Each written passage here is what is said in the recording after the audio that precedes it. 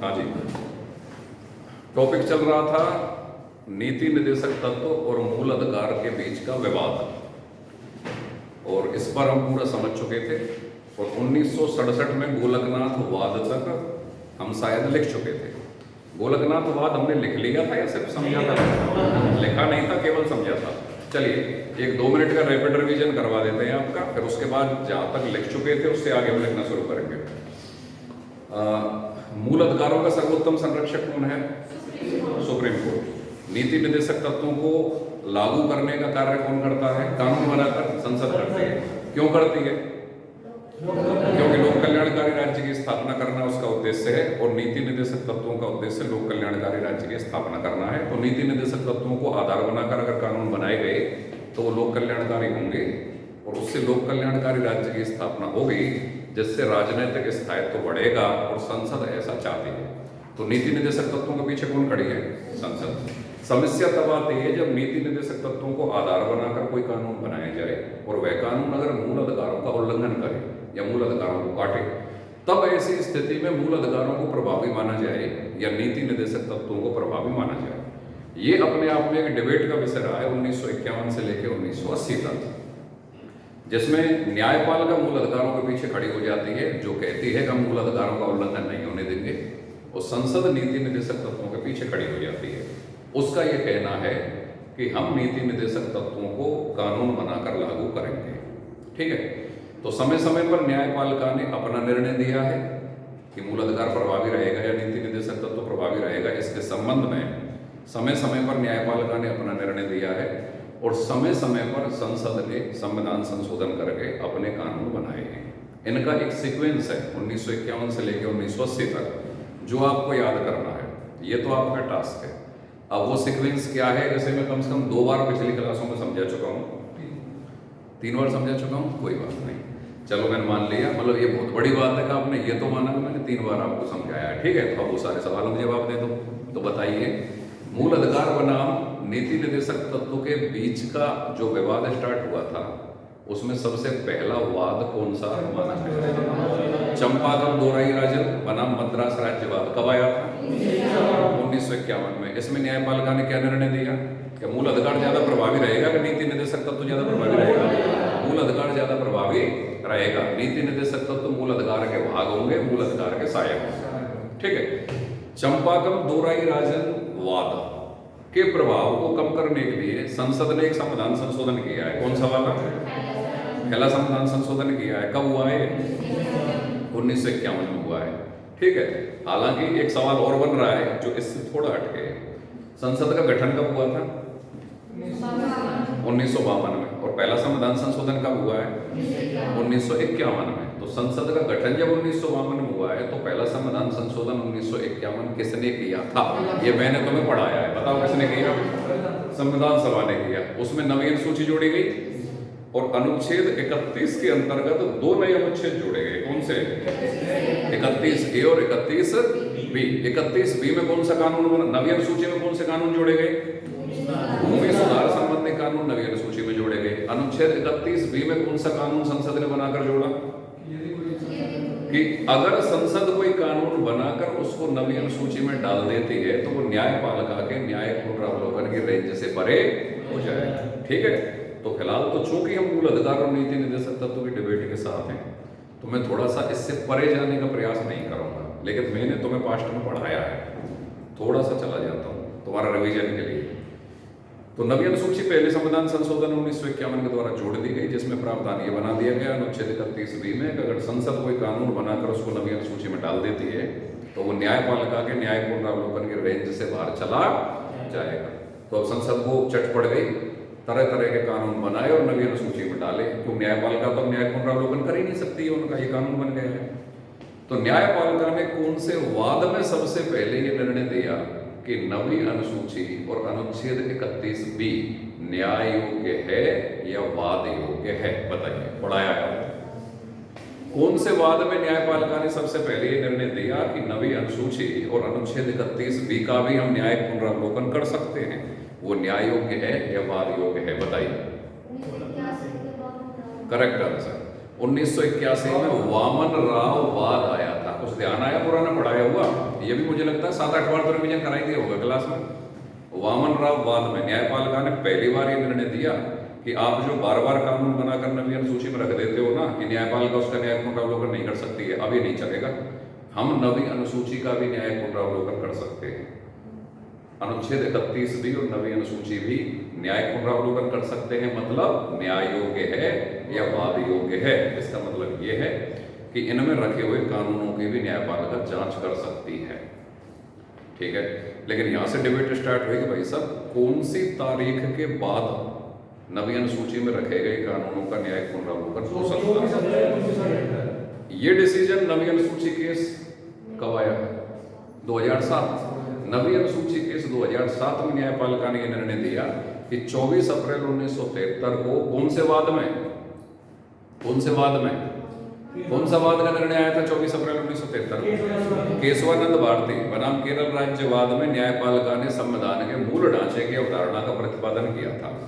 अतः 24 अप्रैल 1973 के बाद से बनाया गया कोई भी कानून जो कि नवी अनुसूची में रखा गया है, न्यायपालिका उसका न्याय पुनरावलोकन कर सकती है। यह निर्णय न्यायपालिका ने कब दिया था? नवी अनुसूची केस कौन से में? 2007 में। कब से न्याय पुनरावलोकन हो सकता है नवी अनुसूची में रखे कानूनों का? 24 अप्रैल 1973 के बाद से। समझ गए? ठीक है, तो फिलहाल तो हम पढ़ रहे हैं नीति निर्देशक तत्व और मूल अधिकार के बीच का विवाद, जिसमें आपने पहला संविधान संशोधन करके नवी अनुसूची जोड़ी। अनुच्छेद 31 के अंतर्गत 2 नए अनुच्छेद जोड़े, 31A और 31B। पहला संविधान संशोधन कौन से वाद के प्रभाव को, कौन से वाद में दिए गए निर्णय के प्रभाव को कम करने के लिए आया था? कोर्ट ने कौन से वाद में अपना निर्णय दिया था जिसके प्रभाव को कम करने के लिए पहला संविधान संशोधन संसद ने किया था? चंपाकम दोहराई राज्यवाद। यहां तक लिख लिया? ठीक है। इसके बाद कामेश्वर सिंह बनाम बिहार राज्यवाद आया 1951 में। इसमें भी न्यायपालिका ने निर्णय दिया कि मूल अधिकार नीति निर्देशक तत्वों पर प्रभावी रहेंगे, ज्यादा वरीयता धारण करेंगे। ठीक है, फिर इसके बाद बेला बनर्जी वाद आया 1954। बेला बनर्जी वाद में भी सुप्रीम कोर्ट ने मतलब न्यायपालिका ने निर्णय दिया कि मूल अधिकार नीति निर्देशक तत्वों की तुलना में प्रभावी है। ठीक है, प्रभावी है। और फिर उसमें क्या कहा बेला बनर्जी वाद में सुप्रीम कोर्ट ने कि अगर किसी व्यक्ति की संपत्ति का राज्य अधिग्रहण करता है, पहले संविधान संशोधन में संसद ने चंपाकम दोहराई राज्यवाद में कोर्ट के निर्णय के प्रभाव को कम करने के लिए जब किया था ना, तो उसमें संसद ने कानून बना दिया था कि राज्य हित में किसी व्यक्ति की संपत्ति का राज्य अधिग्रहण कर सकता है या राज्य हित में मूल अधिकारों में संशोधन किया जा सकता है। राज्य हित में, लेकिन कैसे किया जाएगा? संविधान संशोधन करके किया जाएगा। समझ गए? साधारण कानून या विधि के द्वारा नहीं किया जाएगा, संविधान संशोधन करके राज्य हित में किया जा सकता है। ठीक है, लेकिन बेला बनर्जी वाद में फिर सरकार क्या कर रही थी? पहले संशोधन को अधिग्रहण कर रही थी राज्य हित के नाम पर। बेला बनर्जी वाद में न्यायालय दोबारा जागृत हुआ और उसने कहा कि भाई साहब, आप जो संपत्ति का अधिग्रहण करते हो ना किसी का, तो वो मूल अधिकार है। ठीक है, तो संपत्ति का अधिग्रहण तो कर लो, लेकिन उचित क्षतिपूर्ति और मुआवजा उस व्यक्ति को दिया जाएगा। तो संपत्ति के अधिग्रहण की स्थिति में उचित क्षतिपूर्ति या मुआवजे का सिद्धांत कौन से वाद में आया? ये पेपर में सवाल आता है। की पॉइंट एक ही रहेगा, उचित मुआवजा या क्षतिपूर्ति का प्रावधान संपत्ति का अधिग्रहण करने की स्थिति में संबंधित व्यक्ति को दिया जाएगा। किस वाद में आया? चूंकि संपत्ति उस समय मूल अधिकार है, तो मूल अधिकारों को न्यायपालिका ने इस वाद में भी वरीयता दी कि नहीं दी? अरे जब न्यायपालिका ये कह रही है कि अगर संपत्ति का अधिग्रहण कर रहे हो तो उसके संपत्ति के मूल अधिकार का उल्लंघन हो रहा है, ये तभी संभव है जब उसको उचित क्षतिपूर्ति और मुआवजा दोगे। समझ गए? मतलब जो क्षतिपूर्ति राज्य संपत्ति अधिग्रहण करने के बाद किसी व्यक्ति को देता है वो कैसी होनी चाहिए? उचित होनी चाहिए। ये थोड़ी है कि किसी की 2 करोड़ की प्रॉपर्टी का अधिग्रहण कर लिया, वो 20,000 रुपए दे दिए, ले भाई बता क्षतिपूर्ति मिली कि नहीं मिली? तो हो तो संपत्ति के मूल अधिकार का उल्लंघन ही गया। तो न्यायालय ने संपत्ति के मूल अधिकार को वरीयता देते हुए ये कहा कि राज्य हित में संपत्ति का अधिग्रहण तो आप कर सकते हो, लोक हित में, समझ गए, सार्वजनिक हित में, लोक हित में आप संपत्ति का अधिग्रहण तो कर सकते हो, लेकिन बदले में उसको उचित क्षतिपूर्ति का मुआवजा दिया जाएगा। ठीक है, इसके बाद संसद ने बेला बनर्जी वाद में न्यायपालिका के द्वारा दिए गए निर्णय के प्रभाव को कम करने के लिए एक संविधान संशोधन किया है, कौन सा वाला? चौथा संविधान संशोधन कब हुआ है? 1955 में। इसमें फिर संसद ने क्या कानून बनाया कि राज्य हित में किसी व्यक्ति की संपत्ति का अधिग्रहण राज्य कर सकता है और बदले में जो क्षतिपूर्ति या मुआवजा देगा न्यायालय उसका न्यायिक पुनरावलोकन नहीं करेगा। मतलब हमारी मर्जी है कि हम क्षतिपूर्ति या मुआवजा कितना भी दें, न्यायालय उचित है ये या नहीं है इस आधार पर उसकी जांच नहीं करेगा। समझ गए? यहां तक बात क्लियर हो गई? अब तो 3-4 दिन हो गए लगातार, भाई अब तो हो गई होगी शायद है, ना चाहते हुए भी हो गई होगी, क्यों जबरदस्ती समझाया जा रहा है। ठीक है, चलिए तो यहां तक बात आ गई आपकी। अब आगे बढ़ते हैं थोड़ा सा। न्यायपालिका यहां तक ये तो मान रही है इन सारे बातों में कि नीति निर्देशक तत्वों की बजाय मूल अधिकार ज्यादा प्रभावी या ज्यादा प्राथमिक महत्व है। कौन कह रहा है? न्यायपालिका। ठीक है, संसद प्रयास कर रही है कि मूल अधिकारों के प्रभाव को कम करें और नीति निर्देशक तत्वों के प्रभाव को ज्यादा करें। लेकिन इसी समय पर न्यायपालिका यह भी मान रही है कि यह संसद की शक्ति है कि वह संविधान में संशोधन करके मूल अधिकारों सहित संविधान के किसी भी भाग में संशोधन कर सकती है। संविधान संशोधन करके कानून बनाकर मूल अधिकारों सहित संविधान के किसी भी भाग में संशोधन कर सकती है। मतलब मूल अधिकारों में भी संशोधन कर सकती है। किसके द्वारा? संविधान में संशोधन करके। बिना संविधान में संशोधन किए साधारण कानून बनाकर या साधारण विधि बनाकर मूल अधिकारों में कटौती या हनन या संशोधन नहीं कर सकती। अगर ऐसा करना है तो किसके द्वारा करेगी? संविधान में संशोधन करके कर सकती है। ये तो न्यायपालिका मान रही है। मतलब न्यायपालिका संसद की इस शक्ति को मान रही है कि तुम अगर मूल अधिकारों में कोई भी कटौती, परिवर्तन या संशोधन करना चाहते हो तो संविधान में संशोधन करके कर सकते हो। बिना संविधान में संशोधन किए साधारण विधि या कानून बनाकर नहीं कर सकते। अगर करना है तो कैसे कर सकते हो? संविधान में संशोधन के द्वारा। समझ गए? अब इसके संबंध में न्यायपालिका ने कौन कौन से वादों में निर्णय दिया है वो समझो। सबसे पहले शंकरी प्रसाद बनाम बिहार राज्यवाद 1951 आया। उसमें न्यायपालिका ने क्या निर्णय दिया कि संसद मूल अधिकारों सहित संविधान के किसी भी भाग में संशोधन कर सकती है। ठीक है, इसके बाद सज्जन सिंह बनाम राजस्थान राज्यवाद आया 1965 में। इसमें भी क्या निर्णय दिया? रिपीट कर दिया शंकरी प्रसाद के निर्णय को कि संसद मूल अधिकारों सहित संविधान के किसी भी भाग में संशोधन कर सकती है। लेकिन 1967 में जब गोलकनाथवाद आया तो अपने पुराने निर्णयों को बदल दिया।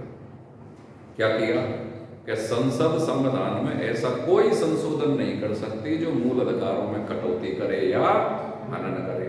अब से पहले न्यायपालिका अपने पुराने निर्णयों में क्या निर्णय देती रही है कि संविधान में संशोधन करके मूल अधिकारों में परिवर्तन, कटौती, हनन किया जा सकता है। बिना संविधान में संशोधन किए, मतलब साधारण कानून या साधारण विधि बनाकर नहीं किया जा सकता। लेकिन गोलकनाथवाद में न्यायालय ने अपने पुराने निर्णयों को बदल दिया। भाई साधारण विधि या कानून के द्वारा तो मूल अधिकारों में परिवर्तन या कटौती पहले से ही नहीं था, संविधान संशोधन से तो था। लेकिन गोलकनाथ में अपने पुराने निर्णय को बदलते हुए नया निर्णय दिया कि संविधान में संशोधन करके संसद कोई मूल अधिकारों में कटौती या हनन नहीं कर सकती।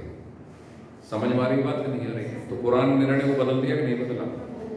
इसको न्याय पुनरावलोकन से संबंधित कौन सा सिद्धांत कहा जाता है? उत्तरोत्तर व्याख्या का सिद्धांत। उत्तरोत्तर व्याख्या का सिद्धांत। उत्तरोत्तर व्याख्या का सिद्धांत का मतलब यह है कि न्यायपालिका अपने पुराने निर्णयों में भी कभी भी समय के हिसाब से परिवर्तन कर सकती है। तो इस समय किया गया है, नहीं किया गया है?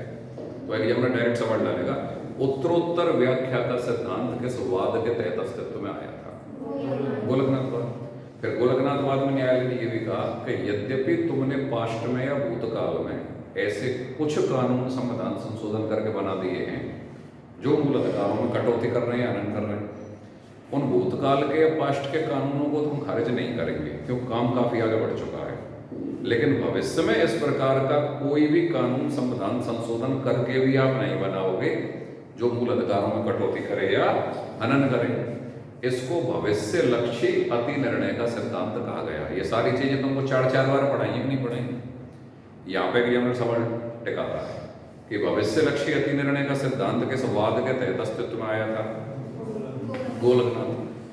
गोलकनाथवाद में ये निर्णय आया न्यायपालिका का कि गोलकनाथवाद में न्यायपालिका के द्वारा दिए गए निर्णय का प्रभाव भविष्य के कानूनों पर होगा, भूतकाल के कानूनों पर नहीं होगा। ये बात समझ में आ रही है कि नहीं आ रही है?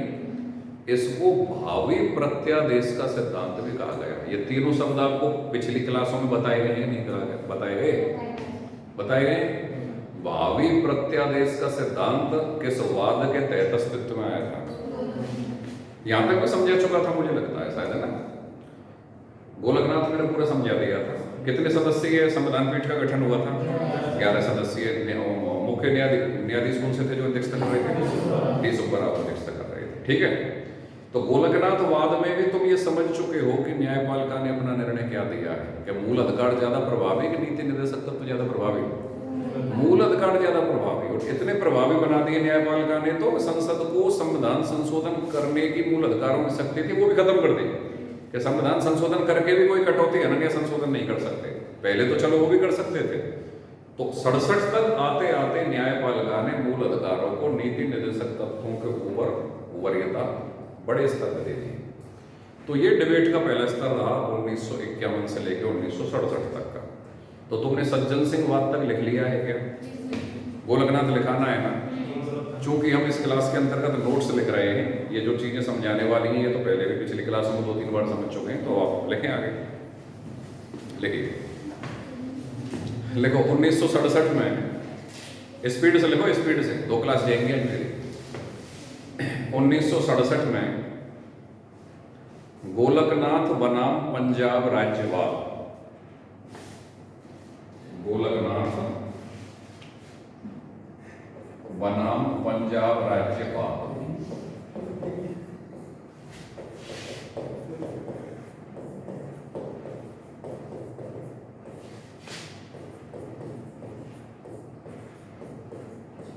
गोलकनाथ बनाम पंजाब राज्यवाद के तहत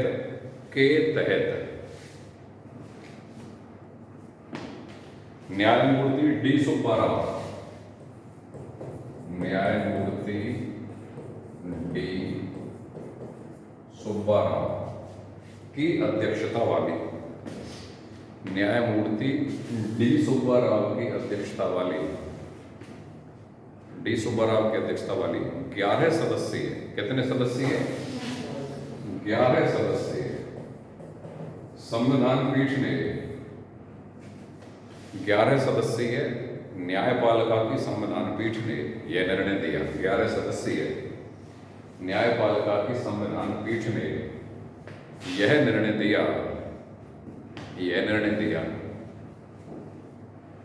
कि संसद ऐसा कोई संविधान में संशोधन नहीं कर सकती, कि संसद ऐसा कोई संविधान में संशोधन नहीं कर सकती जो मूल अधिकारों में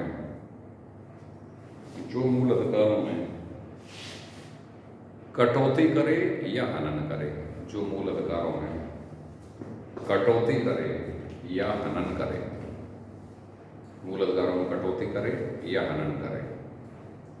यद्यपि भूतकाल में कुछ ऐसे संशोधन हो चुके हैं, भूतकाल में कुछ ऐसे संशोधन हो चुके हैं, लेकिन उनको रद्द नहीं करेंगे, लेकिन उनको तो रद्द नहीं करेंगे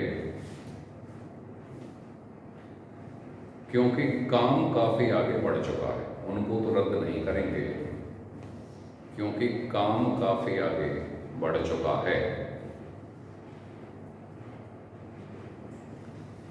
लेकिन भविष्य में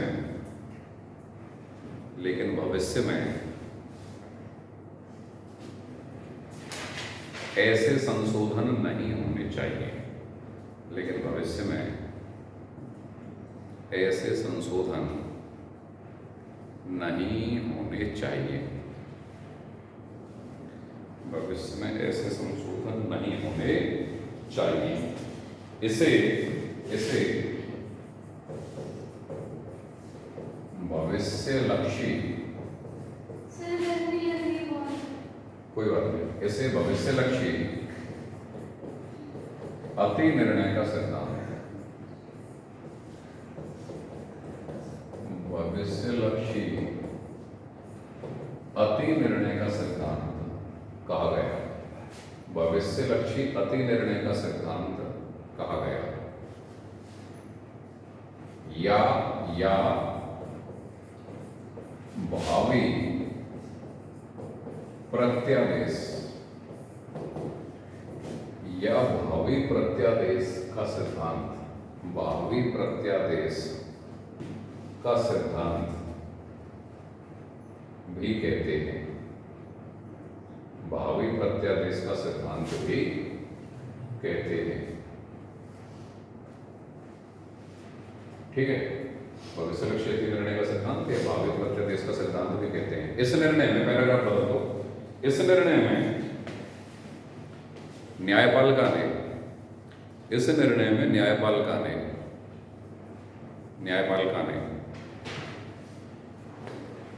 कानून की जांच में, इस निर्णय में न्यायपालिका ने कानून की जांच में पुराने निर्णयों को बदल दिया था। न्यायपालिका ने कानून की जांच में पुराने निर्णयों को बदल दिया था, पुराने निर्णयों को बदल दिया था। इसलिए यह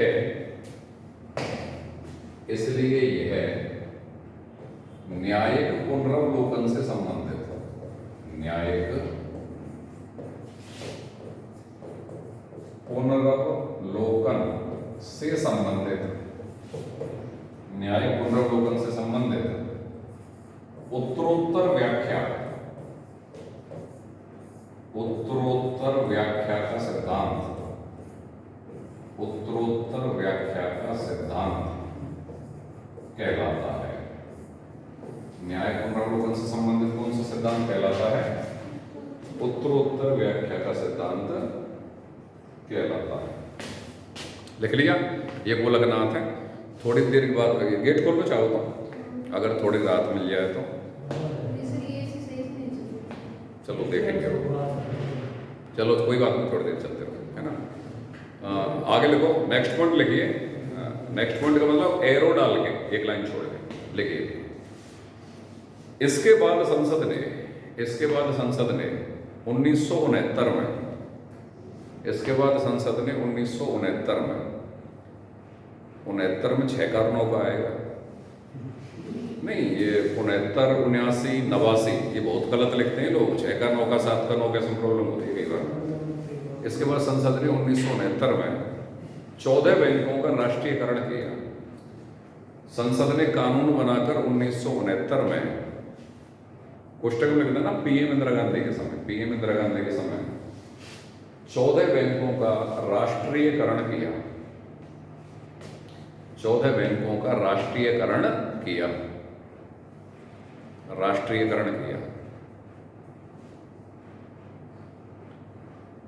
इस कानून से कौन से कानून से? बैंक राष्ट्रीयकरण कानून से। इस कानून से संपत्ति के मूल अधिकार का उल्लंघन हुआ। इस कानून से संपत्ति के मूल अधिकार तथा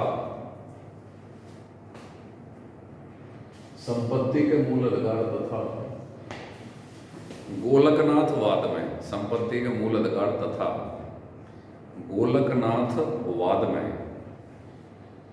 न्यायपालिका द्वारा दिए गए, संपत्ति के मूल अधिकार तथा गोलकनाथवाद में न्यायपालिका द्वारा दिए गए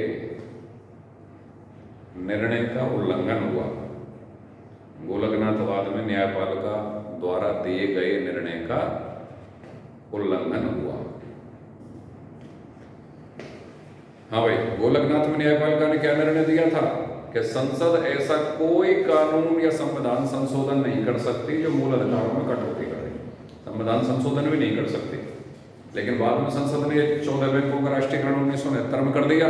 राष्ट्रीयकरण का मतलब है किसी की निजी संपत्ति को राष्ट्र की या सरकारी या सार्वजनिक संपत्ति में बदल देना। तो उसके संपत्ति के मूल अधिकार का उल्लंघन हुआ कि नहीं हुआ? और गोलकनाथवाद में न्यायपालिका क्या कह चुकी है? कि आप संविधान संशोधन करके भी मूल अधिकारों में कटौती या हनन नहीं कर सकते। तो संपत्ति चूंकि 78 से पहले मूल अधिकार है, उसका उल्लंघन हो रहा है कि नहीं हो रहा मूल अधिकार का? गोलकनाथवाद की धज्जियां उड़ रही है कि नहीं उड़ रही? तो न्यायपाल का गुस्सा आएगा कि नहीं आएगा? आएगा। फिर न्यायपाल का क्या करेंगे? वो लिखो आगे। लिखो 1970 में आरसी कूपरसवाद,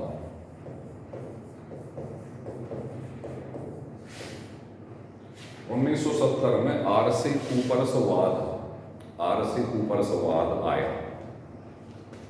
कूपरसवाद आया तथा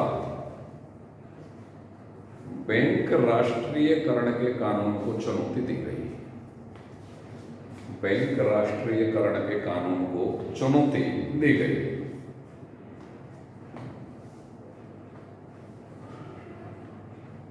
गोलकनाथवाद के निर्णय के उल्लंघन के आधार पर बैंक राष्ट्रीयकरण के कानून को चुनौती दी गई। गोलकनाथवाद के निर्णय के उल्लंघन के आधार पर, गोलकनाथवाद के निर्णय के उल्लंघन के आधार पर। लिख लिया? Next point. इसके बाद इंदिरा गांधी सरकार को डर हुआ। इसके बाद इंदिरा गांधी सरकार को डर हुआ। इंदिरा गांधी सरकार को डर हुआ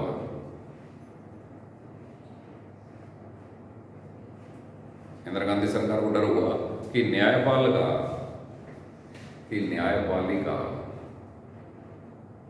न्यायपालिका बैंक राष्ट्रीयकरण के कानून को रद्द कर सकती है।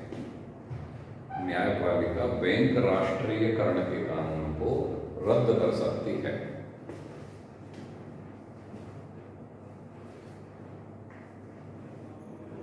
लिख लिया? Next point. बैंक राष्ट्रीयकरण के कानून पर, बैंक राष्ट्रीयकरण के कानून पर न्यायपालिका का निर्णय आता। बैंक राष्ट्रीयकरण के कानून पर न्यायपालिका का निर्णय आता, उससे पहले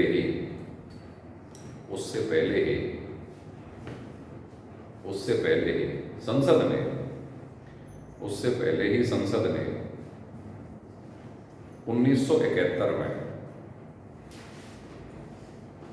1971 में 24वां व 25वां 1971 में 24वां व 25वां दो संविधान संशोधन की। 24वां व 25वां दो संविधान संशोधन की। लिख लिया? 24वें संशोधन के द्वारा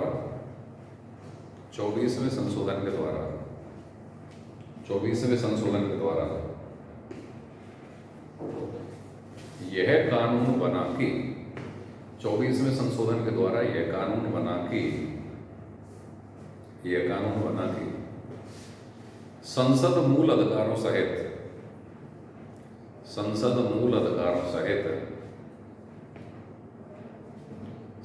मूल अधिकारों सहित संविधान के किसी भी भाग में, मूल अधिकारों सहित संविधान के किसी भी भाग में संशोधन कर सकती है। मूल अधिकारों सहित संविधान के किसी भी भाग में संशोधन कर सकती है। और राष्ट्रपति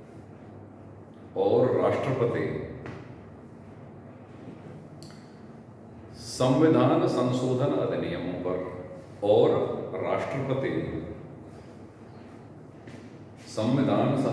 अधिनियमों पर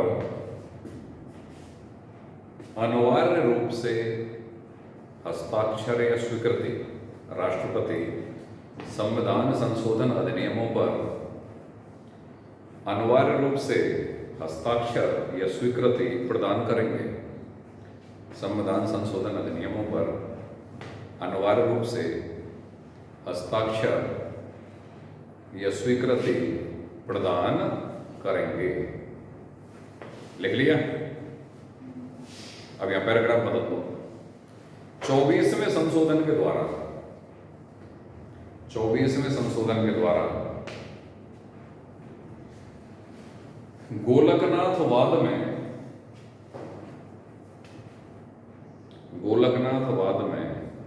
न्यायालय के द्वारा गोलकनाथवाद में न्यायालय के द्वारा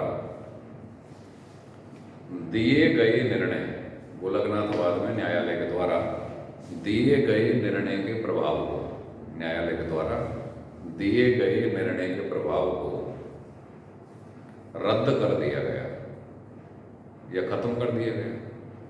न्यायालय द्वारा दिए गए निर्णय के प्रभाव को खत्म कर दिया गया। हाँ भाई, अब यहां पे दिमाग लगाओ अपना। गोलकनाथवाद में न्यायालय ने क्या निर्णय दिया है कि संसद ऐसा कोई संविधान संशोधन नहीं कर सकती जो मूल अधिकारों में कटौती करे या हनन करे।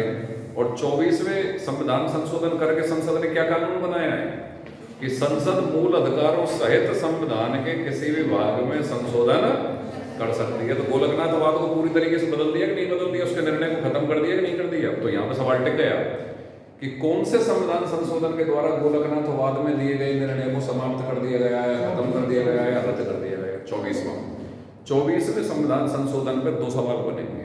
और दूसरा सवाल, संविधान संशोधन विधेयकों पर राष्ट्रपति अनिवार्य रूप से हस्ताक्षर करेंगे या अपनी स्वीकृति देंगे। किस संविधान संशोधन के द्वारा यह कानून बना? यहां तक बात क्लियर? ठीक है, पैराग्राफ बदल के लिखो। 25वें संविधान संशोधन द्वारा 25वें संविधान संशोधन द्वारा अनुच्छेद 31 के अंतर्गत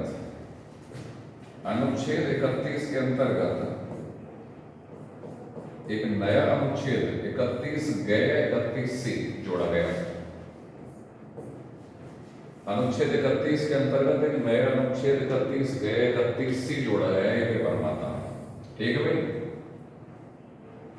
इसमें 2 बातें शामिल की गई। एक नया अनुच्छेद 31 जोड़ा गया। इसमें 2 प्रावधान जोड़े गए। हाँ, क्या? या तो हिंदी में 31 गे लिख लो, चाहे इंग्लिश में 31 सी लिख लो। दोनों तरीके से लिख लो। इंग्लिश टर्म पकड़ लेना कि पेपर में हिंदी वर्जन और इंग्लिश वर्जन दोनों आएंगे। 31 सी याद कर लो, ठीक है। अब हिंदी में सवाल जब अटेम्प्ट करोगे तो कह लिखेगा वो, तो थोड़ा सा इंग्लिश वर्जन की तरफ चले जाना, तो जहाँ 31 सी लिखा मिल जाए वो बात बन जाएगी अपनी। अनुच्छेद 31 में नया अनुच्छेद 31 जोड़ा गया। इसमें 2 प्रावधान जोड़े गए। पहला प्रावधान कि अगर संसद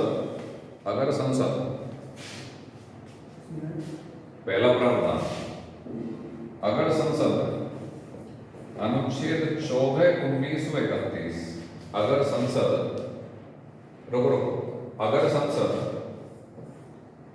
अनुच्छेद 39B व 39C अगर संसद अनुच्छेद 39B व 39C में स्थित में स्थित नीति निर्देशक तत्वों को आधार बनाकर कोई कानून बनाए। 39B व 39C में स्थित नीति निर्देशक तत्वों को आधार बनाकर कोई कानून बनाए और वह कानून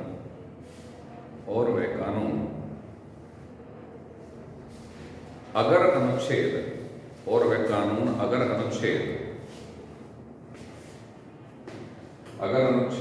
14, 19 व 31 अगर अनुच्छेद 14, 19 व 31 में स्थित मूल अधिकारों अनुच्छेद 14, 19 व 31 में स्थित मूल अधिकारों का अतिक्रमण करता है मूल अधिकारों का अतिक्रमण करता है, मूल अधिकारों का अतिक्रमण करता है, तब भी वह कानून प्रभावी होगा, तब भी वह कानून प्रभावी होगा, तब भी वह कानून प्रभावी होगा। कौन सा कानून प्रभावी होगा? मतलब कौन से नीति निर्देशक तत्वों को मूल अधिकारों पर वरीयता दे दी गई? 39B और 39C। इन नीति निर्देशक तत्वों को आधार बनाकर अगर कोई कानून बनाया और उसने 14/1931 में स्थित मूल अधिकारों का उल्लंघन किया, तब भी ये कानून प्रभावी माना जाएगा। मतलब 39B और 39C में स्थित नीति निर्देशक तत्वों को मूल अधिकारों पर वरीयता दे दी गई। कौन से संविधान संशोधन के द्वारा? 25वें के द्वारा। यह बात जो 25वें संविधान संशोधन में जो अनुच्छेद 31C जुड़ा है ना, उसके पहले प्रावधान में जोड़ी गई है, समझ गए? और दूसरे प्रावधान में यही पैराग्राफ बदलो, तथा अनुच्छेद 31C के दूसरे प्रावधान में, तथा अनुच्छेद 31C के दूसरे प्रावधान में, अनुच्छेद 31C के दूसरे प्रावधान में यह जोड़ा गया कि, अनुच्छेद 31C के दूसरे प्रावधान में यह जोड़ा गया कि ऐसे कानून का न्यायपालिका, ऐसे कानून का न्यायपालिका न्यायिक पुनरावलोकन नहीं कर सकती है। ऐसे कानून का न्यायपालिका न्यायिक पुनरावलोकन नहीं कर सकती है। लिख लिया भाई? ऐसे कानून का न्यायपालिका न्यायिक पुनरावलोकन नहीं कर सकती है। कहने का मतलब ये है, कौन हावी हो गया? संसद हावी हो गई कि नहीं होगी न्यायपालिका पे? अब न्यायपालिका अपना खेल दिखाएगी, तो अगली लाइन में एरो डाल के नेक्स्ट पॉइंट लिखिए। केशवानंद भारतीवाद 1973, केशवानंद भारतीवाद 1973 में, केशवानंद भारतीवाद 1973 में 24वें व 25वें संविधान संशोधन अधिनियमों को, 24वें व 25वें संविधान संशोधन अधिनियमों को चुनौती दी गई, चुनौती दी गई।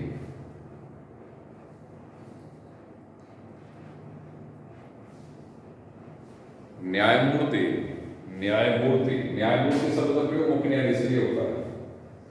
न्यायमूर्ति एम सीकरी, न्यायमूर्ति एम सीकरी की अध्यक्षता में 13 सदस्यीय, न्यायमूर्ति एम सीकरी की अध्यक्षता में 13 सदस्यीय संविधान पीठ का गठन हुआ। न्यायमूर्ति एम सीकरी की अध्यक्षता में 13 सदस्यीय संविधान पीठ का गठन हुआ। 24 अप्रैल 1973 को, 24 अप्रैल 1973 को न्यायपालिका ने अपना निर्णय दिया। 24 अप्रैल 1973 को न्यायपालिका ने अपना निर्णय दिया। इसकी महत्वपूर्ण बातें निम्नलिखित हैं, इसकी महत्वपूर्ण बातें निम्नलिखित हैं। देखो पहला पॉइंट, उस निर्णय का पहला पॉइंट, मूल अधिकार तथा नीति निर्देशक तत्व, मूल अधिकार तथा नीति निर्देशक तत्व के बीच कोई विरोध नहीं है। मूल अधिकार तथा नीति निर्देशक तत्वों के बीच कोई विरोध नहीं है। दोनों एक दूसरे के पूरक हैं। ठीक है भाई? हर निर्णय को याद कर लेना। हर निर्णय को सवाल की भाषा में पकड़ के सवाल पूछेगा कि किस वाद में यह निर्णय आया था। मूल अधिकार और नीति निर्देशक तत्व दोनों एक दूसरे के पूरक हैं। सबसे पहले न्यायपालिका ने किस वाद में यह निर्णय दिया है? किस बात में दिया है भाई? आवाज कैसे जाम हो गई तुम्हारी? गर्मी तुम्हारे किस में दिया है? केशवानंद भारतीवाद में। ये तो पहला पॉइंट आ गया निर्णय का। दूसरा पॉइंट लो, अनुच्छेद, एक सेकंड दूसरा पॉइंट लिखो, 24वें संविधान संशोधन को स्वीकार कर लिया। न्यायपालिका ने 24वें संविधान संशोधन को स्वीकार कर लिया। 24वें संविधान संशोधन को स्वीकार कर लिया। कौन करता है संविधान संशोधन? संसद। संसद ने जो 24वें और 25वें संशोधन किए थे ना 1971 में, उसमें से 24वें को न्यायपालिका ने स्वीकार कर लिया। 24वें संविधान संशोधन को स्वीकार कर लिया तथा अपने निर्णय में कहा, निर्णय कौन करता है? न्यायपालिका। संविधान संशोधन कौन करता है? संसद। तथा अपने निर्णय में कहा, संसद मूल अधिकारों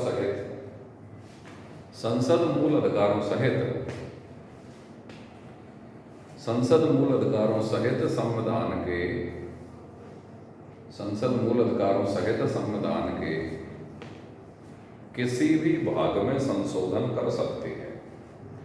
संसद मूल अधिकारों सहित संविधान के किसी भी भाग में संशोधन कर सकती है। मूल अधिकारों सहित संविधान के किसी भी भाग में संशोधन कर सकती है, लेकिन ऐसा कोई संशोधन नहीं कर सकती, जो संविधान के मूल ढांचे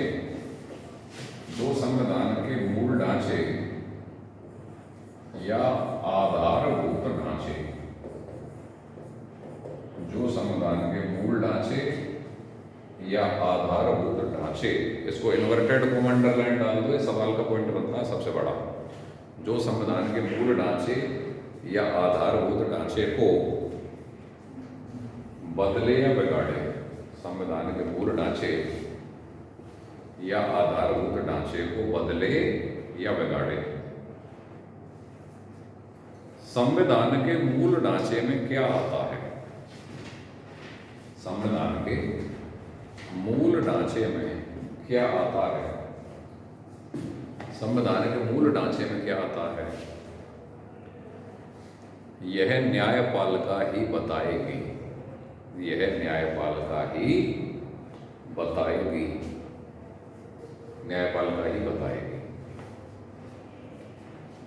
पैराग्राफ बदलो। इस प्रकार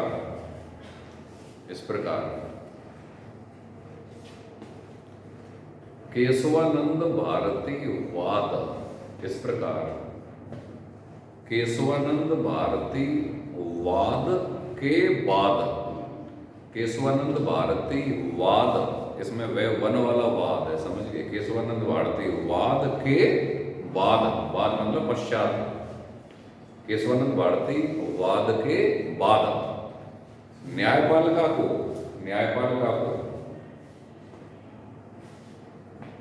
यह शक्ति प्राप्त हो गई, यह शक्ति या विशेष अधिकार प्राप्त हो गया,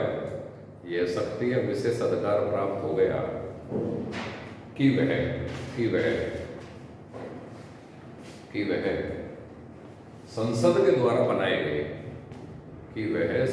के द्वारा बनाए गए किसी भी साधारण कानून या संविधान संशोधन अधिनियम, दोनों की, किसी भी साधारण कानून या संविधान संशोधन अधिनियम दोनों की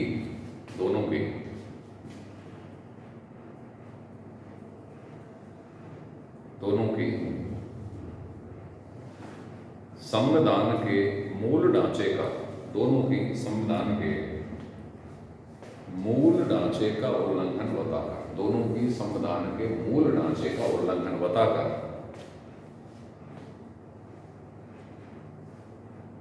जांच कर सकता है या खारिज कर सकता है। दोनों की संविधान के मूल ढांचे का उल्लंघन बताकर जांच कर सकता है या खारिज कर सकता है, जांच कर सकता है, खारिज या रद्द कर सकता है,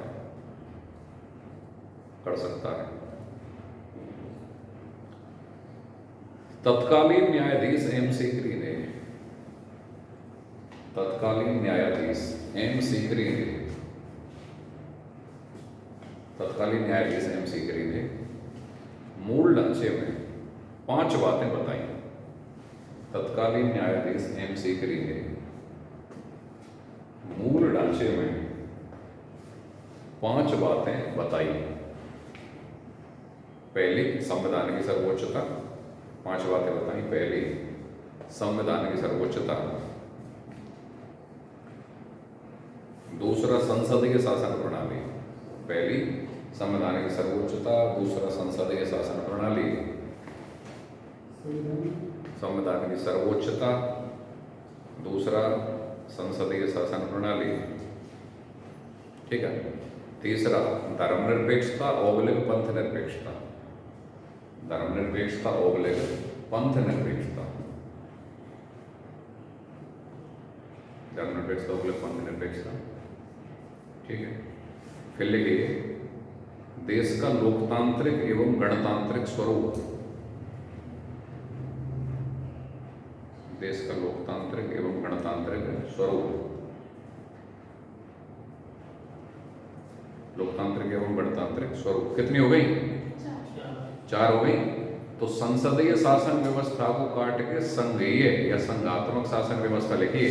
हालांकि संसदीय शासन व्यवस्था भी संविधान का मूल ढांचा है, लेकिन ये बाद में जुड़ा है। MC करी ने संघीय या संघात्मक शासन व्यवस्था लिखो आप संसदीय की जगह। संघीय या संघात्मक शासन व्यवस्था। संघीय या संघात्मक शासन व्यवस्था लिख लिया। और 5वीं लिखिए, देश का लोकतांत्रिक एवं गणतांत्रिक स्वरूप। लिख लिया नहीं? एक बार मैं दोबारा बोलता हूँ 5 को। अरे रुको, 5वीं पता क्या लिखनी है? व्यवस्थापका, कार्यपालिका व न्यायपालिका के मध्य शक्तियों का पृथक्करण। ये लिखो 5वीं। व्यवस्थापिका, कार्यपालिका व न्यायपालिका के मध्य शक्तियों का पृथक्करण।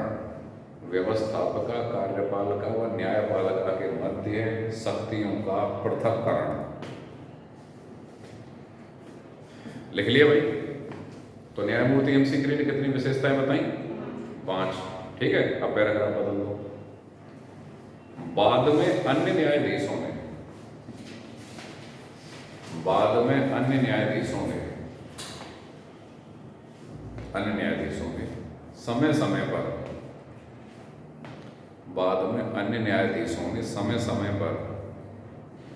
अपने निर्णयों में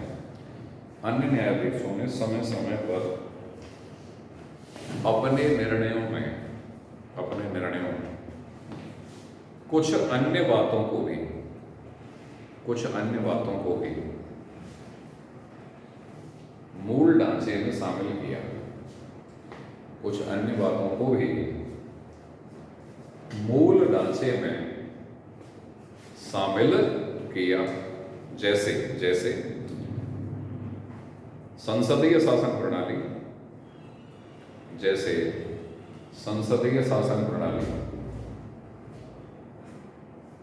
विधीय कानून का शासन।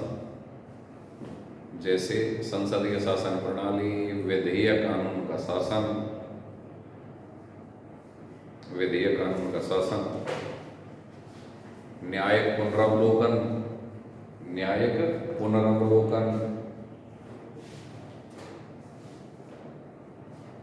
लोक कल्याणकारी राज्य का स्वरूप। न्यायिक पुनरावलोकन, लोक कल्याणकारी राज्य का स्वरूप।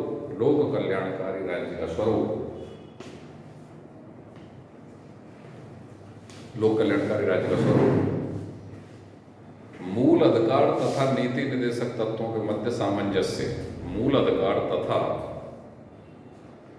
नीति निर्देशक तत्वों के मध्य सामंजस्य। मूल अधिकार तथा नीति निर्देशक तत्वों के मध्य सामंजस्य।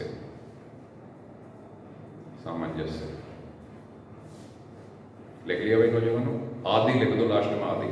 क्योंकि फिर मूल ढांचे में काफी सारी बातें हैं। अब सारी की तो लिस्ट में ये बनवा नहीं रहा, क्यों टॉपिक मेरा दूसरा चल रहा है। ठीक है। मूल ढांचे का जब टॉपिक आएगा फिर डिटेल में जाएंगी चीजें। अभी तो केवल इंटरनेट चल रहा है। यहां तक लिख लिया ना आपने? पानी पी लो, 1 मिनट का रेस्ट ले लो, कोई दिक्कत नहीं है।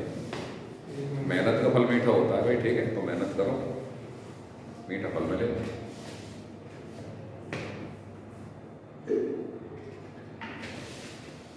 हाँ भाई आराम से। एक एक तो वो जो इसके साथ की जो लड़की है वो गायब है, ये छोटी मोटी चीज़ों नहीं पड़ती हुए हैं। अच्छा अच्छा, घर पर काम कर रही है। Okay okay okay. और तुम्हारे साथ का एक और है वो कावड़ वावड़ भी नहीं लेने गया होगा अब तो, वो तो हो गई पहले, अब कहीं कोई लंबी यात्रा पे तो नहीं निकल गया, ब्रज छोड़ा से कोस की पे निकल गया होगा। अच्छा घर पे काम है। यार मेरे एक चीज़ समझ में आता नहीं है, कि घर पे कोई ऐसा अर्जेंट काम भी हो सकता है क्या, कोई आदमी छुट्टी पे चला जाए? क्यों मेरे घर वालों ने मुझे कभी काम के लायक नहीं समझा, या मुझे कोई ऐसा काम के लायक में नहीं आया, तो ये मेरे लिए सोचने का विषय हो गया कि या तो मैं काम लायक ही नहीं हूँ, ठीक है।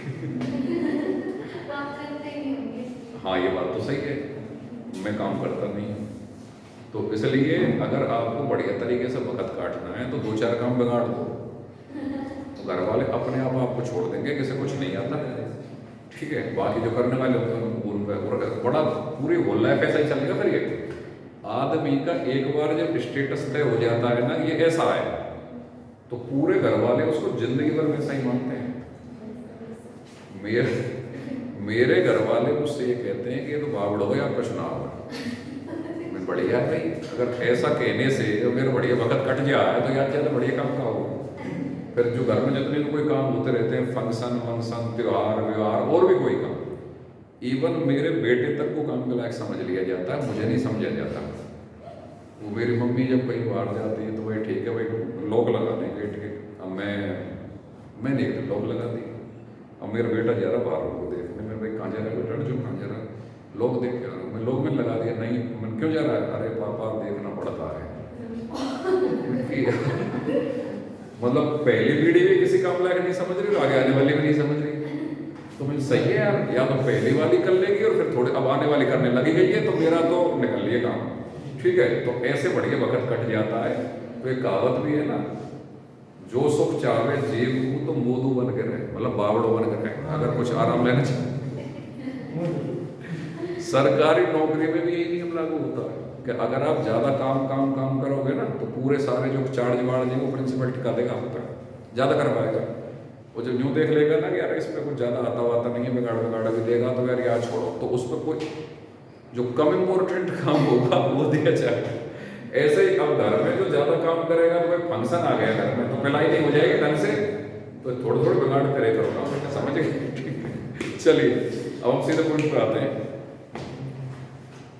केशवानंद भारतीवाद में आपने निर्णय पढ़ लिया। अरे सुनो सुनो सुनो मित्रों सुनो, इतना ज़्यादा रिलैक्स होने की थोड़ी गई है, मैंने 1 मिनट की कही थी अभी ना, तुम्हें 3 मिनट रेस्ट ले लिया यार, बताओ। तो हम पढ़ रहे हैं केशवानंद भारतीवाद, और केशवानंद भारतीवाद में जो न्यायालय ने निर्णय दिया है अभी हम वो पढ़ रहे हैं, आपको पता है कि नहीं पता है? उसमें थोड़ा हम डिटेल में पहुंच गए थे। केशवानंद भारतीवाद में तो न्यायालय के द्वारा दिए गए निर्णय को पढ़ रहे हैं। क्या क्या निर्णय दिए? 24वें संविधान संशोधन को स्वीकार कर लिया कि नहीं किया? कर लिया। मूल अधिकार और नीति निर्देशक तत्व तो दोनों एक दूसरे के पूरक है, दोनों में कोई विरोध नहीं है, ये निर्णय दिया। तो 24वें और 25वें संविधान संशोधन दोनों की समीक्षा हो रही थी कि नहीं हो रही थी केशवानंद भारतीवाद में? कि उससे पहले वही तो हुए थे। तो एक सवाल तो ये टिक गया कि 24वें और 25वें संविधान संशोधनों की समीक्षा किस वाद में हुई है? केशवानंद भारतीवाद में हुई है, क्योंकि वो 71 में, ये बात 73 में है, ठीक है। तो इसने 24वें को तो स्वीकार कर लिया। अब बात करते हैं 25वें की। तो सबसे पहले तो हमें यही पता होना चाहिए ना 25वें हुआ क्या है। 25वें में अनुच्छेद 31 में एक नया अनुच्छेद जुड़ा, कौन सा? 31C। उस 31C में 2 प्रावधान जुड़े। पहले प्रावधान में ये कानून बना कि अगर 39B और 39C में स्थित नीति निर्देशक तत्वों को आधार बनाकर कोई कानून बनाया जाए और वो अनुच्छेद 14, 19 व 31 के मूल अधिकारों का उल्लंघन करे या उनको काटे, तब भी वह कानून प्रभावी रहेगा। इसका मतलब क्या है कि 39B और 39C में स्थित नीति निर्देशक तत्व मूल अधिकारों पर प्रभावी रहेंगे।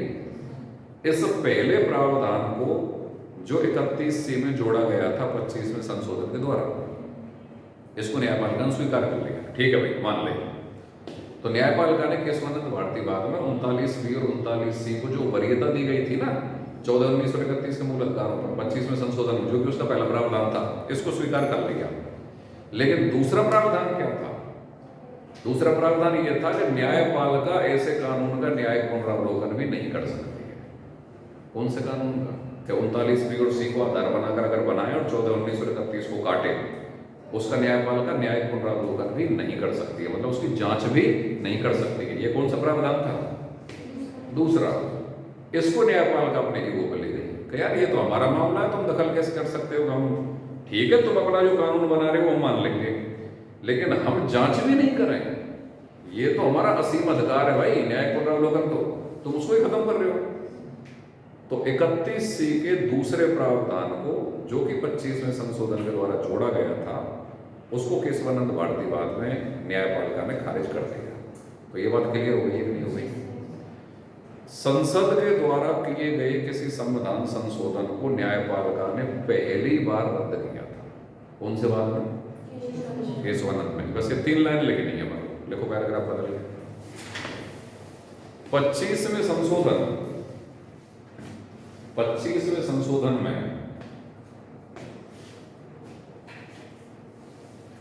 जोड़े गए अनुच्छेद 31C, जोड़े गए अनुच्छेद 31C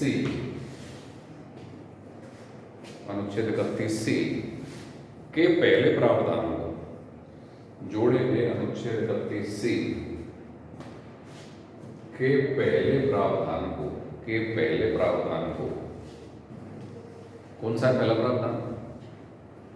31 में जोड़े गए पहले प्रावधान, जिसमें 39B व C के, जिसमें 39B व 39C के, 39B व 39C के, 39B व 39C के नीति निर्देशक तत्वों को मूल अधिकारों पर वरीयता दी गई थी। 39B व 39C के नीति निर्देशक तत्वों को मूल अधिकारों पर वरीयता दी गई थी, उसे न्यायपालिका ने स्वीकार कर लिया। वरीयता दी गई थी, उसे न्यायपालिका ने स्वीकार कर लिया, उसे न्यायपालिका ने स्वीकार कर लिया। लेकिन दूसरा प्रावधान, लेकिन 31C का दूसरा प्रावधान, लेकिन 31C के दूसरा प्रावधान कि न्यायपालिका ऐसे कानूनों का, कि न्यायपालिका ऐसे कानूनों का न्यायिक पुनरावलोकन नहीं कर सकती है, कि न्यायपालिका ऐसे कानूनों का न्यायिक पुनरावलोकन नहीं कर सकती है, इस दूसरे प्रावधान को रद्द कर दिया। इस दूसरे प्रावधान को न्यायपालिका ने रद्द कर दिया। दूसरे प्रावधान को न्यायपालिका ने रद्द कर दिया। केशवानंद भारती वाद के द्वारा, केशवानंद भारती वाद के द्वारा न्यायपालिका ने पहली बार, केशवानंद भारती वाद के द्वारा न्यायपालिका ने पहली बार संसद के किसी संविधान संशोधन अधिनियम को रद्द किया था। इस लाइन को अंडरलाइन कर लेना। पहली बार संसद के किसी संविधान संशोधन अधिनियम को रद्द किया था, संशोधन अधिनियम को रद्द किया था। लिख लिया भाई सज्जनों? संसद के किसी संविधान संशोधन अधिनियम को रद्द किया था। लिख लिया? तो केशवानंद भारती वाद के द्वारा न्यायपालिका ज्यादा फ्रंट फुट पर खेल रही है या व्यवस्थापक है संसद? मतलब हावी कौन हो गया है? न्यायपालिका क्यों हावी हो गई है? कि अब उसने संविधान के मूल ढांचे की अवधारणा का प्रतिपादन करके ये नया क्लॉज जोड़ दिया है कि संसद तुम कोई भी कानून बना लो, मूल अधिकारों सहित संविधान के किसी भी भाग में संशोधन करके मान लेंगे। लेकिन संविधान के मूल ढांचे में अगर आपने उल्लंघन कर दिया तो फिर किसी भी कानून को, भले ही में संविधान संशोधन है, उसको भी रद्द कर देंगे। और संविधान के मूल ढांचे में क्या आता है ये हम ही बताएंगे। तो पूरी तरीके से घूम फिर के सारी पावर किसके हाथ में आ गई है? न्यायपालिका के। तो संसद बैकफुट पे चली गई। वो प्रधानमंत्री कौन है? इंदिरा गांधी। इंदिरा गांधी बर्दाश्त कर सकती है किसी पर हो सकता अपने ऊपर, तो फिर इंदिरा गांधी क्या करेगी वो देखो आप अगले पॉइंट में। लिखो, मैं समझा चुका हूं तुम्हें। नेक्स्ट पॉइंट, नेक्स्ट पॉइंट लिखिए। इसके बाद इंदिरा गांधी सरकार ने, इसके बाद इंदिरा गांधी सरकार ने, बस एक पेज और, टेंशन मत लेना। इसके बाद इंदिरा गांधी सरकार ने 42वां संशोधन 1976 किया। इसके बाद इंदिरा गांधी सरकार ने 42वां संशोधन 1976 किया। 42वां संशोधन 1976 किया तथा अनुच्छेद 368 में, तथा अनुच्छेद 368 में दो नए अनुच्छेद, अनुच्छेद 368 में दो नए अनुच्छेद 368(4) व 368(5) जोड़े गए।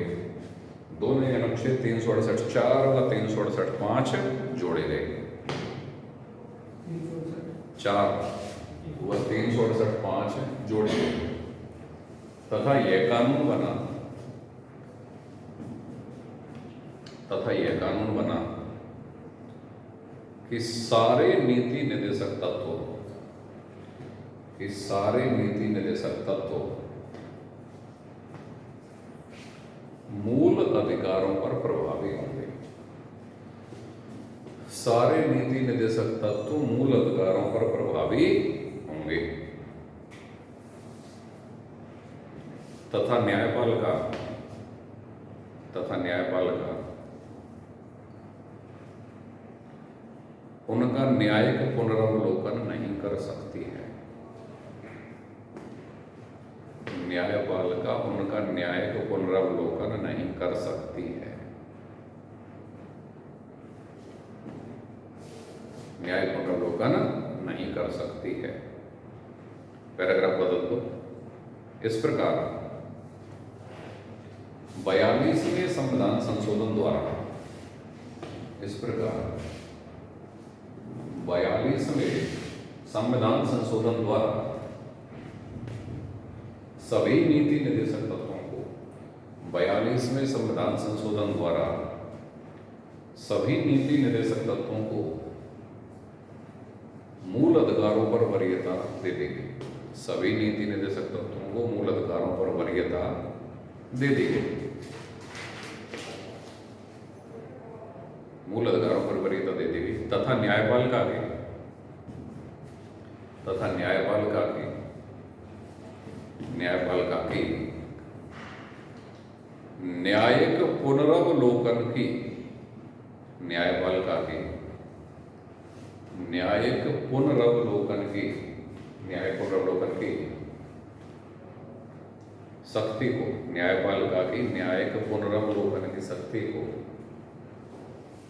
प्रतिबंधित या सीमित, प्रतिबंधित या सीमित कर दिया गया है। इस लाइन को अंडरलाइन डाल दो। ये दोनों ही लाइन अंडरलाइन डालेंगी, भावार्थ है, वो सवाल का पॉइंट यहीं से निकलेगा।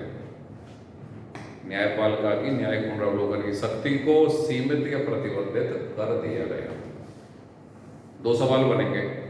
सभी नीति निर्देशक तत्वों को मूल अधिकार पर वरीयता कौन से संविधान संशोधन से दी गई? न्यायपालिका की न्यायिक पुनरावलोकन की शक्ति को कौन से संविधान संशोधन के द्वारा सीमित, प्रतिबंधित या समाप्त कर दिया गया? ठीक है, पैराग्राफ पढ़ो, पैराग्राफ पढ़ो। नेक्स्ट पॉइंट डालो, एरो डाल के 42वें संविधान संशोधन को,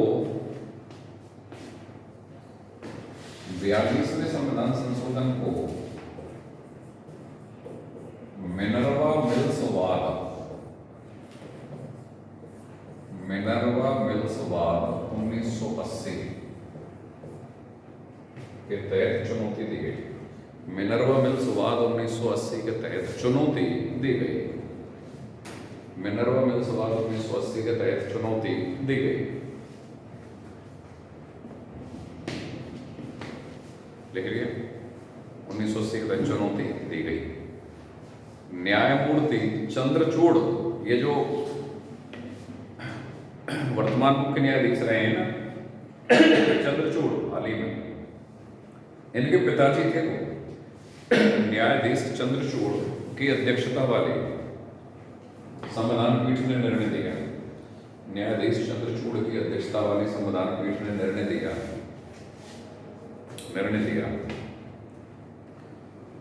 कि मूल अधिकार तथा नीति निदेशक, निर्णय दिया कि मूल अधिकार तथा नीति निदेशक तत्वों के मध्य सामंजस्य, मूल अधिकार तथा नीति निदेशक तत्वों के मध्य सामंजस्य संविधान के मूल ढांचे का हिस्सा है। मूल अधिकार तथा नीति निदेशक तत्वों के मध्य सामंजस्य, अंडरलाइन करो, ये निर्णय अंडरलाइन करने वाले होते हैं, सवाल बनता है यहाँ पर। मूल अधिकार तथा नीति निदेशक तत्वों के मध्य सामंजस्य संविधान के मूल ढांचे का हिस्सा है। लिख लिया, संविधान के मूल ढांचे का हिस्सा है। पैराग्राफ कर लो। मिनर्वा मिल्स वाद में वाद के निर्णय में, मिनर्वा मिल्स वाद के निर्णय में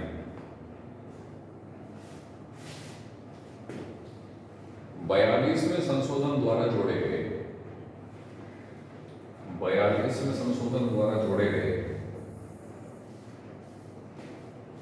अनुच्छेद 368(4) व 368(5) को रद्द कर दिए गए। 42वें संशोधन द्वारा जोड़े गए अनुच्छेद 368(4) व 368(5) को रद्द कर दिया गया तथा न्यायपालिका ने अपने निर्णय में केवल 39B व 39C, केवल 39B व 39C के निदेशक तत्वों को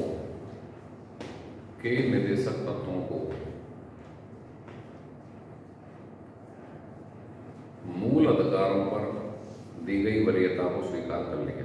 39B व 39C के निदेशक तत्वों द्वारा या 39B व 39C के निदेशक तत्वों को मूल अधिकारों पर दी गई वरीयता को स्वीकार कर लिया। मूल अधिकारों पर दी गई वरीयता को स्वीकार कर लिया।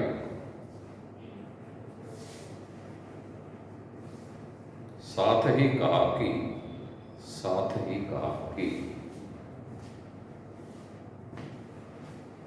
अन्य निदेशक तत्व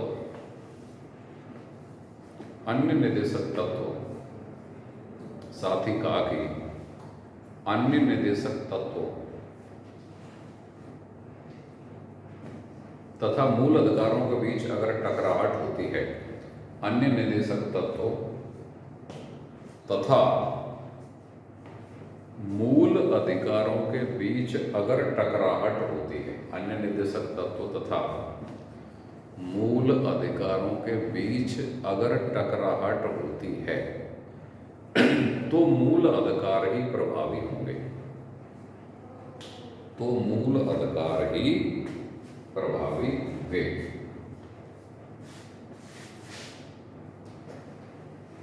देख लिया, मूल अधिकार ही प्रभावी होंगे। यही वर्तमान स्थिति है।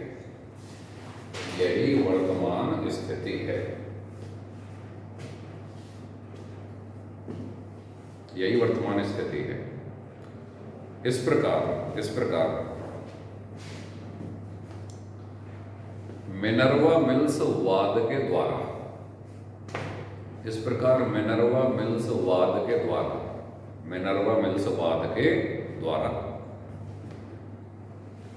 मूल अधिकार बनाम नीति निदेशक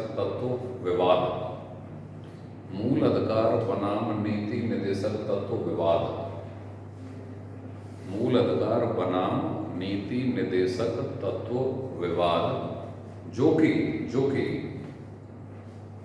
न्यायपालिका बनाम संसद का विवाद भी बन चुका था, जो कि न्यायपालिका बनाम संसद का विवाद भी बन चुका था, वह समाप्त कर दिया गया, वह समाप्त कर दिया गया। एक लास्ट लाइन लिख लो, वह समाप्त कर दिया गया। अच्छा, मिनर्वा मिल्स वाद में एक लाइन कही है न्यायालय ने कि मूल अधिकार और नीति निर्देशक तत्व दोनों के मध्य संतुलन और सामंजस्य संविधान के मूल ढांचे का हिस्सा है। लिखा है ना भी आपने, क्वेश्चन का पॉइंट भी बनता है। तो एक लास्ट लाइन आपको ये लिखनी है, मिनर्वा मिल्स वाद में, मिनर्वा मिल्स वाद में मूल अधिकार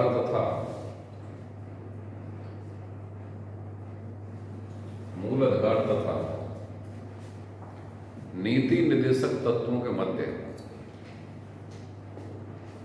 मूल अधिकार तथा नीति निर्देशक तत्वों के मध्य संतुलन व सामंजस्य का सिद्धांत, संतुलन व सामंजस्य का सिद्धांत अर्थान्वयन, अर्थान्वयन इस तरीके से लिखा जाएगा,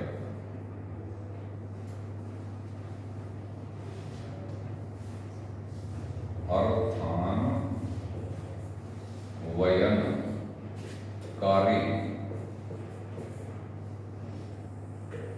समन्वय का सिद्धांत कहलाता है।